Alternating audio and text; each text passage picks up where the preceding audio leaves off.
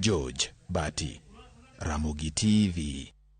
Kodhi mbele ni migao mar arita e pacho ka ndio lando ikruok mare mar rakore gi jong'anyo mabiro kelo tulo e yo mora mora odiochieng' makiny. Jatend migao mar arita Kithure Kindiki owacho ni sirikal dhi tiyo gi teko mare e rito mwandu gi ngima mar jokenya bende. Jafwambo marwa Chris Owino miwa ler. Seche machuok motelo ne ng'anyo mar ndalo adek mar riwruok mar Azimio madhi chakore chieng' tich adek jumani, piny owacho mar Kenya Kwanza oseketo chenro motegno mar rakore kod jong'anyo. E ote ma ochwal ne ute fwambo kod jatend migao mar arita kwe Profesa Kithure Kindiki, Kindiki oyango ni piny owacho nigi ler e wi ng'anyo mag Azimio.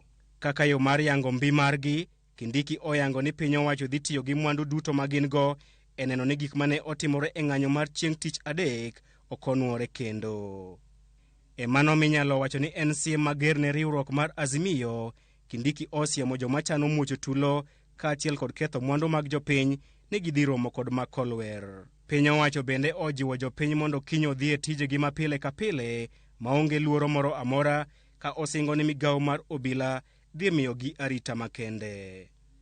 Kaluwore gi ote mar Azimio mar bago romo e alak ma Jacaranda Grounds, Joseph Kang'ethe kod Kamukunji Grounds, migao mar arita kwe chano mar rido weche mag arita kwe e gwengego duto. Tend obila chano dino yore duto madonjo Kamukunji Grounds, Jacaranda Grounds kod Joseph Kang'ethe mar neno ni onge romo moro amora madhi temore kuondego.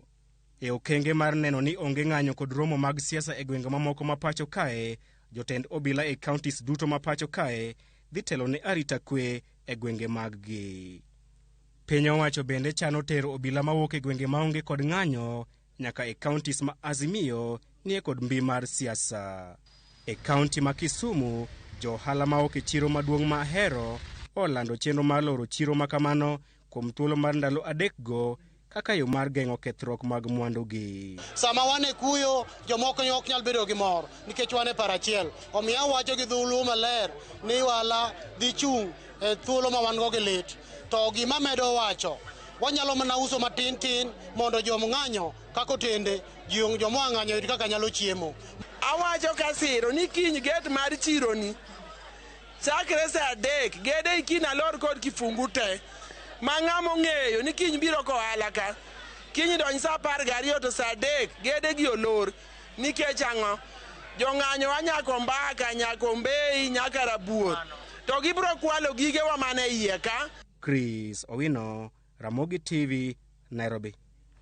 Kweth mar Azimio koro lero ni piny owacho ni